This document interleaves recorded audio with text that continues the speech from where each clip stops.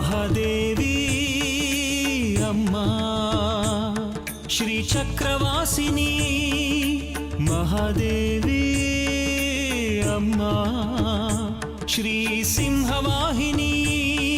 ನಿಂತ್ಕೊಳ್ಳೋ, ನಮ್ಮ ಮನೆಗೆ ನಮ್ಮ ಮಾವನವ್ರು ಬಂದಿದ್ದಾರೆ. ಅವ್ರು ಬಂದು 5-6 ದಿನ ಆಯ್ತು. ಅವ್ರ ಜೊತೆಗೆ ನಮ್ಮ ಮಗಳು ಓರ್ಗೆ ಅವಳೊಬ್ಳು ಹುಡುಗಿನೂ ಬಂದಿದ್ದಾಳೆ. ಅವಳೇ ಜಾಜಿ.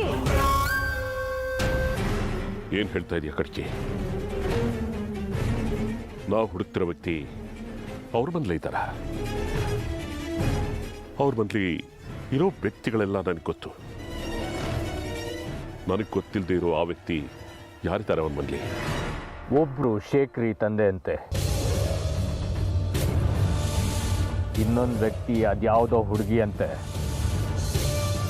ನಿವಾರಿಸ್ಕೊಳ್ಬೇಕು ನಮ್ಮ ದಾರಿಗಿರೋ ಎಲ್ಲ ಅಡಚಣೆಗಳನ್ನ.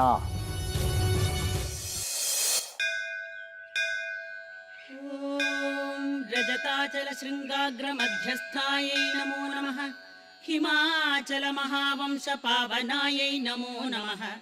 ಶಂಕರಾರ್ಧಾಂಗ ಸೌಂದರ್ಯ ಶರೀರಾಯೈ ನಮೋ ನಮಃ. ಲಸನ್ಮರಗದ ಸ್ವಚ್ಛ ವಿಗ್ರಹಾಯೈ ನಮೋ ನಮಃ. ಮಹಾತಿಶಯ ಸೌಂದರ್ಯ ಲಾವಣ್ಯಾಯೈ ನಮೋ ನಮಃ. ಶಶಾಂಕ ಶೇಖರ ಪ್ರಾಣವಲ್ಲಭಾಯೈ ನಮೋ ನಮಃ. ಸದಾ ಪಂಚದಶಾತ್ಮೈಕ್ಯ ಸ್ವರೂಪಾಯೈ ನಮೋ ನಮಃ. ವಜ್ರಮಾಣಿಕ್ಯ ಕಟಕ ಕಿರೀಟಾಯೈ ನಮೋ ನಮಃ. ಕಸ್ತೂರಿ ತಿಲಕೋದ್ಭಾಸಿನಿ ನಿಲಾಯೈ ನಮೋ ನಮಃ. ಭಸ್ಮರೇಖಾಂಕಿತ ಲಸನ್ಮಸ್ತಕಾಯೈ ನಮೋ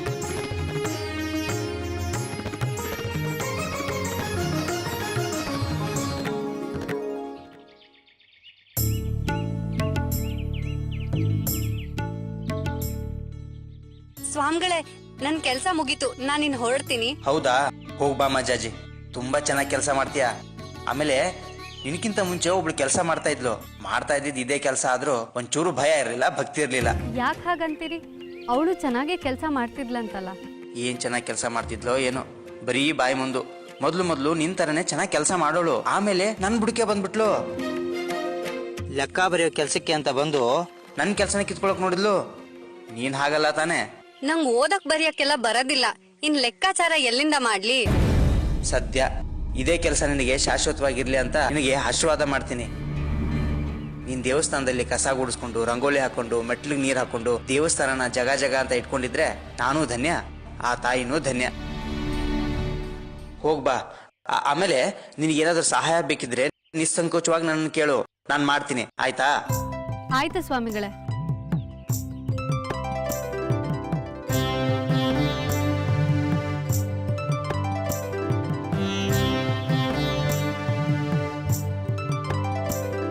ಮನೆಗೆ ಹೊರಟ್ಯಾ ಜಾಜಿ? ಇವತ್ತೆಲ್ಲ ಸಿಗ್ಲೇ ಇಲ್ವಲ್ಲ ನೀವು? ಅದೇ ನೋಡ್ತಿದ್ದೆ, ಈ ಅಮ್ಮೋರು ಇವತ್ ಸಿಗ್ಲಿಲ್ವಲ್ಲ ಅಂತ. ನನ್ ಕೆಲ್ಸ ಎಲ್ಲ ಮುಗೀತು, ನಾ ಮನೆಗೆ ಹೊರಟೆ. ಈಗ ನೀನು ಮನೆಗೆ ಹೋಗದೆ ಇರೋದೇ ಒಳ್ಳೇದು. ಅಯ್ಯೋ ಅಷ್ಟೇ. ಆಮೇಲೆ ಶಂಕರಜ್ಜ ಸುಮ್ಮನಿರೋದಿಲ್ಲ. ಒಂದ್ ದಿವ್ಸ ಹೇಳ್ದೆ ಕೇಳ್ದೆ ಮನೆ ಬಿಟ್ಟು ಬಂದಿದ್ದಕ್ಕೆ ಎಷ್ಟು ಬೇಜಾರು ಮಾಡ್ಕೊಂಡಿದ್ರು. ಅದ್ ಸರಿ, ಯಾಕೆ ನಾನು ಮನೆಗೆ ಹೋಗ್ಬಾರ್ದು? ಮನೇಲೇನಾದ್ರೂ ಸಮಸ್ಯೆನಾ? ಸಮಸ್ಯೆ ಮನೇಲಿಲ್ಲ, ಆದ್ರೆ ಸಮಸ್ಯೆ ತಾನಾಗೆ ಹುಡ್ಕೊಂಡು ಮನೆಗೆ ಬರ್ತಿದೆ. ನಾನು ಮನೆಗೆ ಹೋಗ್ದಿದ್ರೆ ಶಂಕರಜ್ಜ ಇಲ್ಲಿಗೆ ಹುಡ್ಕೊಂಡು ಬಂದ್ಬಿಡ್ತಾರೆ. ಅಲ್ಲದೆ ನನ್ನ ಕೆಲಸ ಎಲ್ಲ ಮುಗ್ದಿರೋದ್ರಿಂದ ಕಚೇರಿ ಬಾಗ್ಲು ಹಾಕಿದೆ. ನಾನು ಇರೋದೆಲ್ಲಿ? ಬಂಗಾರಿನೂ ಹೊಟ್ಟೋಗಿದ್ದಾನೆ. ನಾ ಹೋಗ್ತೀನಿ. ಹೋಗ್ಲೇಬೇಕಾ? ಹೌದು, ಹೋಗ್ಲೇಬೇಕು. ಈಗ ಹೋಗಿ ಬರ್ತೀನಿ ವಿರೂಪಾಕ್ಷ. ಲಲಿತಕ್ಕನ ಮನೆಗೆ ಹೋಗಿ ಬರ್ತೀನಿ. ಅಲ್ಲಿ ನಮ್ಮ ಶ್ರೀಚಕ್ರ ಸಾಧನೆಗೆ ಯಾರು ಅಡ್ಡಿ ಆಗಿದಾರ ಅಂತ ತಿಳ್ಕೊಂಡು ಬರ್ತೇವೆ. ವಾಪಸ್ ಬಂದ್ಮೇಲೆ ಏನ್ ಮಾಡ್ಬೇಕಂತ ನಿರ್ಧಾರ ಮಾಡ್ತೀನಿ. ಈಗ ನೀನು ಅಲ್ಲಿಗೆ ಹೋದ್ರೆ ಇಂಥವ್ರಿಂದಲೇ ನಮಗೆ ತೊಂದರೆ ಆಗ್ತಾ ಇದೆ ಅಂತ ಹೇಗೆ ತಿಳ್ಕೊಳ್ತೀಯ? ಇಬ್ಬಿಬ್ರು ಇದ್ದಾರೆ ಅಂತ ನೀನೇ ಹೇಳಿದೆ. ಅದೇ ನನ್ನ ಶಕ್ತಿ. ಯಾರನ್ನಾಗ್ಲಿ ಅವ್ರ ಮುಖ ನೋಡಿದ ಕೂಡಲೇ ಹೇಳಬಲ್ಲೆ ಅವರ ಜನ್ಮ ಜಾತಕನ, ಅವರ 7 ಜನ್ಮದ ಇತಿಹಾಸನ ಹೇಳಬಲ್ಲೆ, ಅವರ ಭೂತ ವರ್ತಮಾನ ಭವಿಷ್ಯನ ಹೇಳಬಲ್ಲೆ. ಆದ್ರೆ ನಾನು ಅದನ್ನ ಮಾಡ್ಬೇಕಾದ್ರೆ ಅವಳು ಅಡ್ಡಿ ಬರಬಾರ್ದು ಅಷ್ಟೇ. ಅವಳು ಅಂದ್ರೆ ಯಾರು? ಅವಳೆ ಆ ನಿನ್ನ ತಾಯಿ ತ್ರಿಪುರ ಸುಂದರಿ.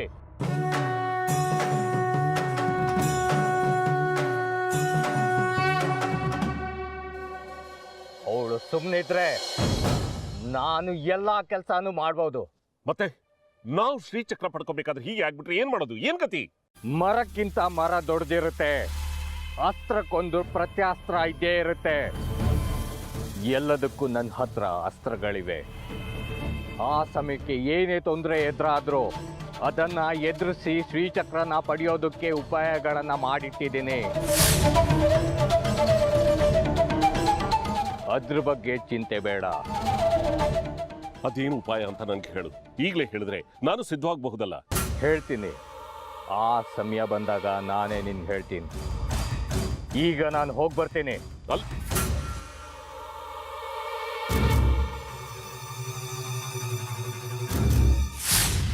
ನಾ ಹೋಗಿ ಬರ್ತೀನಿ. ನಾನು ಹೋಗಬೇಡ ಅಂತ ಇದ್ದೀನಿ, ನೀನು ಹೋಗ್ತೀನಿ ಅಂತಿದ್ಯಾ. ಬರೋವ್ರನ್ನ ತಡಿಯೋಕ್ಕಾಗಲ್ಲ, ಹೋಗೋವ್ರನ್ನ ಹಿಡಿಯೋಕ್ಕಾಗಲ್ಲ. ಆಗಲಿ, ಹೋಗುವಂತೆ. ಆದರೆ ಈಗ ಸ್ವಲ್ಪ ಹೊತ್ತು ನನ್ನ ಜೊತೆ ಇರು, ಆಮೇಲೆ ಹೋಗುವಂತೆ. ನಿಮ್ದೊಳ್ಳೆ ಆಯ್ತಲ್ಲ ಟೀಚರ್ ಅಮ್ಮ. ನೀವು ಹೇಳೋದು ಇಷ್ಟ ಆದ್ರೂ ಒಂದೊಂದು ಸಲ ಕಷ್ಟ ಆಗತ್ತೆ. ನಾನಿಲ್ಲಿದ್ದೇನು ಮಾಡಲಿ? ಗುಡ್ಸಿದ್ದನ್ನೇ ಮತ್ತೆ ಗುಡ್ಸೋದಾ? ಸಾರಿಸಿದ್ದನ್ನೇ ಮತ್ತೆ ಸಾರ್ಸೋದಾ? ರಂಗೋಲಿನ ಅಳಿಸಿ ಮತ್ತೆ ಹಾಕದಾ? ಅದು ಯಾವುದೂ ಬೇಡ. ನಾನು ನೀನು ಆಟ ಆಡೋಣ. ಆಟನಾ? ಆಗ್ಬೋದು. ಕುಂಟೆ ಬಿಲ್ಲೆ ಆಡೋಣ. ನಾವು ಆಟ ಅಂತ ಆಡೋದಿದ್ರೆ ಅದರಿಂದ ಪಾಠನೂ ಕಲಿಬೇಕು, ಬುದ್ಧಿನೂ ಬೆಳಿಬೇಕು. ಹಾಗಿದ್ರೆ ಹುಲಿ ಕುರಿ ಆಟ ಆಡೋಣ. ಬುದ್ಧಿ ಬೇಕು ಕುರಿನ ಬಲಿ ಹಾಕೋಕೆ. ಕುರಿ ಮನೆ ಬರಿಲಾ? ಹುಲಿ ಕುರಿನ ಬಲಿ ಹಾಕಿದ್ರೆ ಒಂದೇ ಬಲಿ ಆಗುತ್ತೆ. ಯುದ್ಧದ ಆಟ ಆಡಬೇಕು, ಯುದ್ಧ ಗೆಲ್ಲೋ ಆಟ ಆಡಬೇಕು. ಅದೆಂತ ಆಟ? ನನಗಂತೂ ಗೊತ್ತಿಲ್ಲಪ್ಪ. ಚದುರಂಗದಾಟ. ಅದೆಂತ ಆಟ? ನನಗಂತೂ ಗೊತ್ತಿಲ್ಲಪ್ಪ. ಚದುರಂಗದಾಟ. ಇದನ್ನ ಕಲ್ತ್ರೆ ಶತ್ರುಗಳನ್ನ ಹೇಗೆ ಹಿಮ್ಮೆಟ್ಟಿಸ್ಬೇಕು, ಹೇಗೆ ಕಟ್ ಹಾಕಬೇಕು, ಹೇಗೆ ಮಟ್ಟ ಹಾಕಬೇಕು ಅನ್ನೋದು ತಿಳಿಯತ್ತೆ. ನಾನಂತ ಆಟ ಕೇಳೇ ಇಲ್ವಲ್ಲ. ನನ್ಗದು ಬರೋದೂ ಇಲ್ಲ. ನಾನಿದ್ದೀನಲ್ಲ, ನಾನು ನಿನಗೆ ಹೇಳ್ಕೊಡ್ತೀನಿ. ನಾನಿರೋದೇ ನಿನ್ನನ್ನು ಮುನ್ನಡೆಸೋದಕ್ಕೆ. ಬಾ.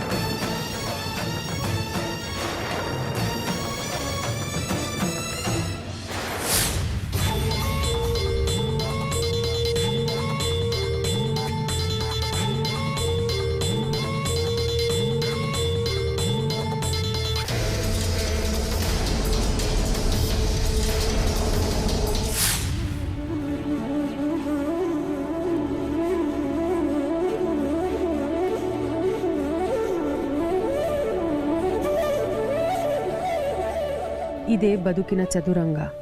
ಇಲ್ಲಿ ಪ್ರತಿಯೊಂದು ಮನೆನೂ ಒಂದು ಯುದ್ಧ ಭೂಮಿ. ಒಂದೊಂದು ನಡೆ ನಡೆಸಬೇಕಾದ್ರೂ 100 ಸಲ ಯೋಚನೆ ಮಾಡಬೇಕು. ಆನೆ, ಕುದುರೆ, ಒಂಟೆ, ಕಾಲಾಳುಗಳು, ಮಂತ್ರಿ, ರಾಜ ಎಲ್ಲರೂ ಇರ್ತಾರೆ. ಎದುರಾಳಿ ನಡೆ ನೋಡಿ ನಮ್ಮ ಸೈನ್ಯವನ್ನ ಮುನ್ನಡೆಸಬೇಕು.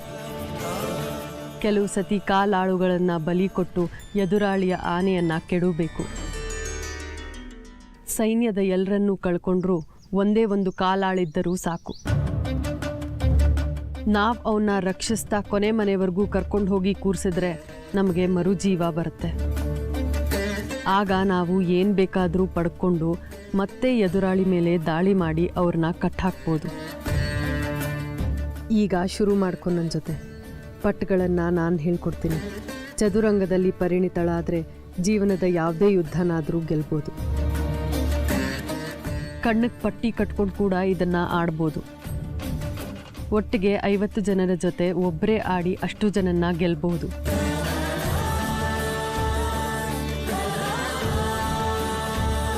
ಇದು ಕಲಿಯೋವರೆಗೂ ಬ್ರಹ್ಮವಿದ್ಯೆ. ಕಲ್ತ ಮೇಲೆ ನಾವೇ ಬ್ರಹ್ಮರು. ಶುರು ಮಾಡೋಣವಾ? ಹ್ಞೂ, ಆಗ್ಲಿ. ನೋಡಿದ್ಯಾ, ಕೇಳಿದ್ರೇನೆ ನಿನಗೆ ಇಷ್ಟ ಆಸಕ್ತಿ ಮೂಡಿದೆ ಅಂದರೆ ಯುದ್ಧನ ನೀನು ಗೆದ್ದೇ ಗೆಲ್ತೀಯ. ದುಷ್ಟರಿಗೆ ಶಿಕ್ಷೆ, ಶಿಷ್ಟರಿಗೆ ರಕ್ಷೆ ನಿನ್ನಿಂದ ಖಂಡಿತ ಸಾಧ್ಯ.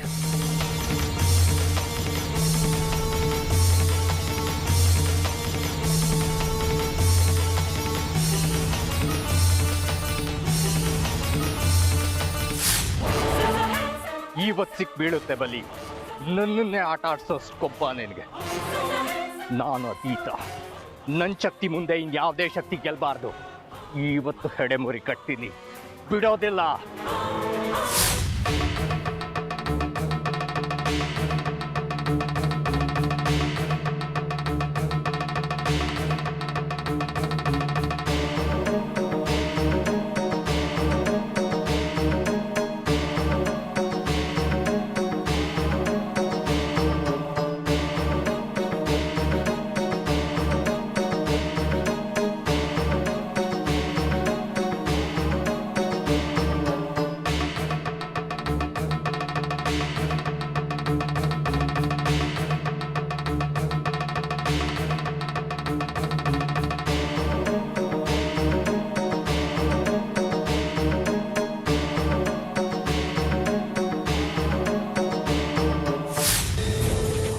ಇದೊಂದು ಕೇಡನ್ನ ನಿವಾರಿಸ್ಕೊಟ್ಬಿಟ್ರೆ ನನ್ನ ಶ್ರೀಚಕ್ರ ಸಾಧನೆಗೆ ಇನ್ಯಾವುದೇ ರೀತಿ ಅಡ್ಡಿ ಆತಂಕ ಇರೋದಿಲ್ಲ. ನಿರ್ನಾಮ ಆಗಬೇಕು ನನ್ನ ಶತ್ರುಗಳು, ಯಾರು ಉಳಿಕೂಡ್ದು. ನಾನು ಗೆದ್ದೆ, ನಾನೇ ಗೆದ್ಬಿಟ್ಟೆ. ಶಾಬಾಷ್, ಕಲ್ತ್ ಮೊದಲನೇ ಆಟನೇ ಗೆದ್ಬಿಟ್ಟೆ. ತುಂಬಾ ಚೆನ್ನಾಗಿದೆ ಈ ಆಟ, ಎಷ್ಟು ಸಲೀಸಾಗಿದೆ. ನೀವ್ ಹೇಳಿದ್ ನೋಡಿ ಎಷ್ಟು ಕಷ್ಟ ಇರುತ್ತೋ ಏನೋ ಅನ್ಕೊಂಡಿದ್ದೆ, ಆದ್ರೆ ಇದು ತುಂಬಾ ಸುಲಭವಾಗಿದೆ ಚದುರಂಗದ ಆಟ. ನೀನ್ ಗೆಲ್ಲಿ ಅಂತಲೇ ನಾನು ಸೋತಿದ್ದು.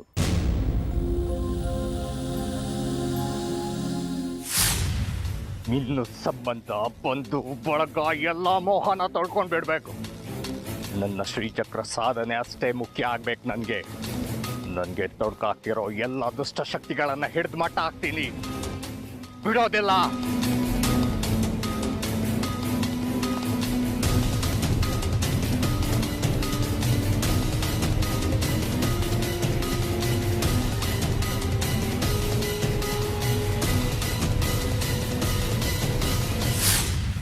ನೀನ್ ಗೆಲ್ತಾ ಹೋಗ್ಬೇಕು ಅಂದರೆ ಸೋಲ್ಸೋದು ಹೇಗೆ ಅಂತ ನಾನು ನಿನಗೆ ಕಲಿಸ್ಬೇಕಲ್ವಾ?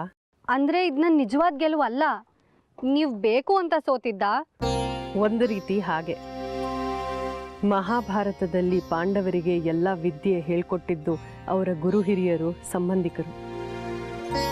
ತಾನು ಸೋಲ್ತಾ ಅವರಿಗೆ ಮೊದಲ ಪಾಠ ಹೇಳ್ಕೊಟ್ಟಿದ್ದು ಸೋಲ್ಸೋದು ಹೇಗೆ ಅಂತ.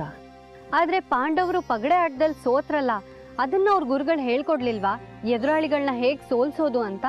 ಪಗಡೆಯಲ್ಲಿ ಪಾಂಡವರು ಸೋತ್ರು, ಯುದ್ಧದಲ್ಲಿ ಕೌರವರು ಸೋತ್ರು.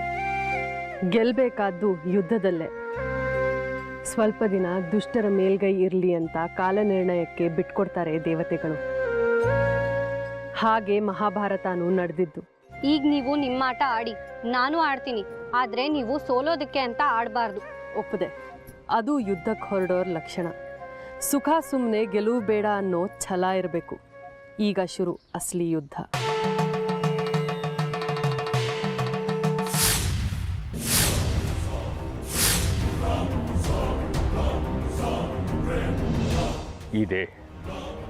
ಇದೇ ನನಗೆ ಕಾಟ ಕೊಡ್ತಿರೋ ಶತ್ರು ಕಾರಸ್ಥಾನ. ನನ್ನ ಕಾರ್ಯ ಸಾಧನೆ ಆಗಬೇಕಂದ್ರೆ ಮೊದಲು ಈ ಮನೆಯವರ ವಿಶ್ವಾಸವನ್ನು ಗಳಿಸ್ಕೋಬೇಕು. ಆಮೇಲೆ ಅವ್ರಿಗೆ ಗೊತ್ತಾಗ್ದಾಗೆ ಶತ್ರು ಸಂಹಾರ ಆಗಬೇಕು. ನನ್ನ ಶತ್ರು ಕೂಡ ತಿಳಿಕೂಡ್ದು ನಾನು ಅವರನ್ನು ಕಟ್ಟಿ ಹಾಕೋ ರೀತಿ. ಇನ್ಯಾವತ್ತೂ ನನ್ನ ಸಾಧನೆಗಳಿಗೆ ಅಡ್ಡಿಯಾಗಬಾರ್ದು. ಬಾ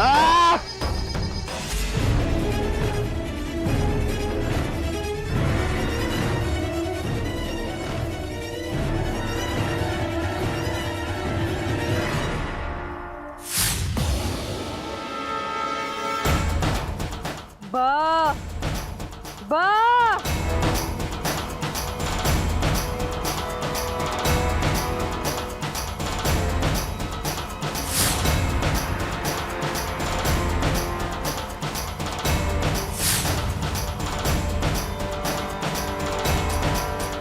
ಬಾ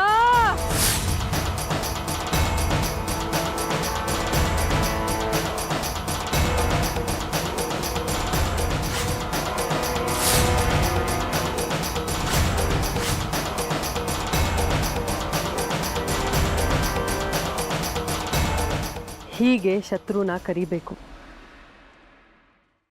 ಶತ್ರುನ ಮೊದಲು ದಿಕ್ತಪ್ಪಿಸಿ ಆಮೇಲೆ ಅವರ ಏಕಾಗ್ರತೆನ ತಲ್ಲಣಗೊಳಿಸ್ಬೇಕು. ನಿನ್ನ ಮನೆಗೆ ಬರೋ ಎದುರಾಳಿನ ಗೊಂದಲಕ್ಕೀಡು ಮಾಡಬೇಕು, ಸಿಕ್ಕಿಗೆ ಬೀಳಿಸ್ಬೇಕು.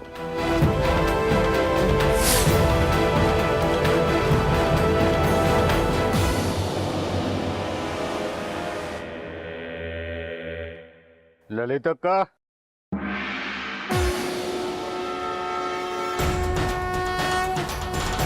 ಲಲಿತಕ್ಕ, ಅವನು ಅನ್ಕೊಳ್ಳದೆ ಇರುವಂಥ ಒಗಟನ್ನ ಹುಟ್ಟಾಕಬೇಕು.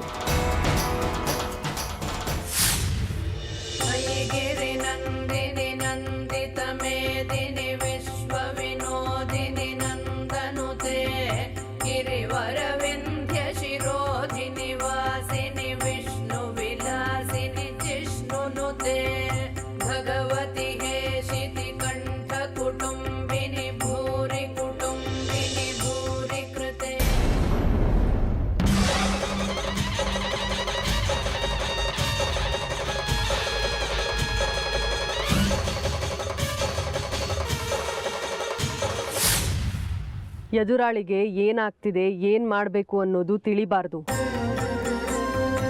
ಭಯ ಹುಟ್ಟಿಸ್ಬೇಕು, ಕಾಯಿಗಳನ್ನು ಹಾಗೆ ನಡೆಸಬೇಕು.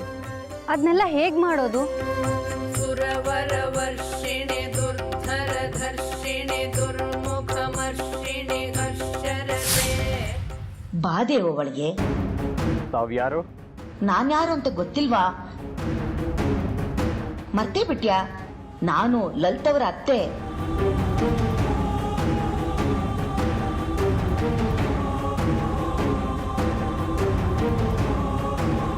ಲಲಿತಾ ಅವ್ರ ಅತ್ತೆನಾ? ಹೌದು. ಯಾಕಾಗಿ ವಿಚಿತ್ರವಾಗಿ ನೋಡ್ತಿದ್ಯಾ? ನನ್ನ ನೋಡಿದ್ಯಾ ಅಲ್ವಾ? ಆದ್ರೂ ಯಾಕಾಗಿ ನೋಡ್ತಿದ್ಯಾ?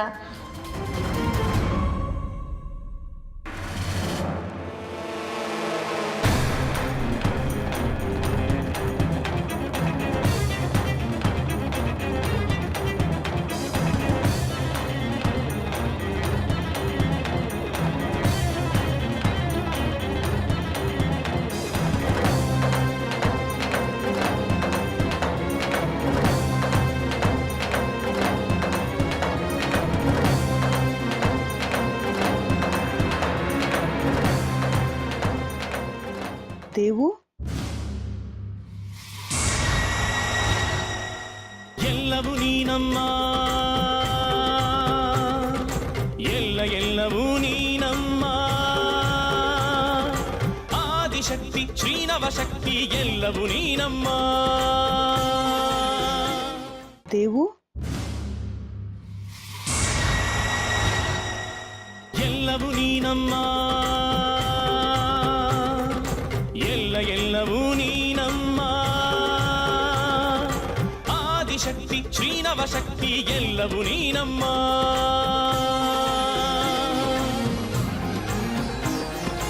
ಆದಿಯು ನೀನಮ್ಮ, ಆದಿ ಅಂತ್ಯವೂ ನೀನಮ್ಮ. ಭೂಮಿ ಬಾನು ವಾಯು ಅಗ್ನಿ ಜಲವೂ ನೀನಮ್ಮ. ದೇವು, ಸದ್ಯ ಬಂದ್ಯಲ್ಲ, ಒಳ್ಳೇದಾಯ್ತು. ಅದು ಲಲಿತಕ್ಕ, ಏನ್ ದೇವು? ನೀವು ಅವರು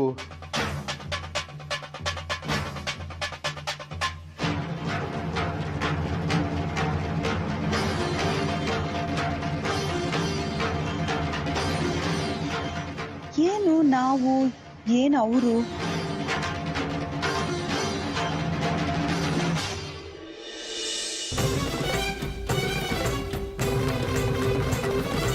ಕಾರಣ ನೀನಮ್ಮ, ಸರ್ವಕ್ಕೂ ಕಾರಣ ನೀನಮ್ಮ. ಹಲವಾರು ಧಾಮದಿ ಹಲವಾರು ರೂಪವು. ಅವ್ರು ನಮ್ಮ ಅತ್ತೆಯವರು. ನೀನವ್ರ ಮುಂಚೆ ನೋಡಿದ್ಯಲ್ಲ ದೇವು? ನಿನ್ನದು ದುರ್ಗಮ್ಮ, ದುರ್ಗಮ್ಮ. ಏನಪ್ಪ ದೇವು, ಯಾತಕ್ ನೀನ್ ಈ ಊರಿಗೆ ಬಂದಿರೋದು? ನಾನು ಇಲ್ಲಿರೋದು ನಿನ್ಗೆ ಗೊತ್ತೇ ಇರ್ಲಿಲ್ಲ ಅಲ್ವಾ?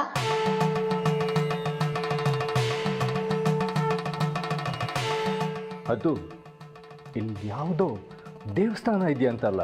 ಯಾವುದೋ ದೇವಸ್ಥಾನ ಅಲ್ಲ, ತ್ರಿಪುರ ಸುಂದರಿ ಅಮ್ಮನವರ ದೇವಸ್ಥಾನ. ಆ ದೇವಸ್ಥಾನದ ಬಗ್ಗೆ ತುಂಬ ಜನ ಹೇಳ್ತಿದ್ರು. ಅದನ್ನ ನೋಡೋಕ್ಕೆ ಅಂತಲೇ ಬಂದೆ ನಾನು.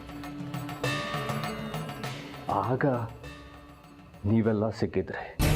ಅಷ್ಟೊಂದು ಭಕ್ತಿನ ಈ ಊರಿನ ಮಹಾತಾಯಿ ಮೇಲೆ? ಹೌದೌದು, ನನಗೆ ಚಕ್ರಾಪುರಿ ಅಂದರೆ ತುಂಬ ಇಷ್ಟ. ಓ, ಹಾಗಾದ್ರೆ ನೀನು ತ್ರಿಪುರ ಸುಂದರಿ ಅಮ್ಮನವ್ರ ದೇವಸ್ಥಾನನ ನೋಡೋದಕ್ಕೆ ಬಂದಿದ್ದೀನಿ ಅನ್ನೋದು ಸುಳ್ಳು.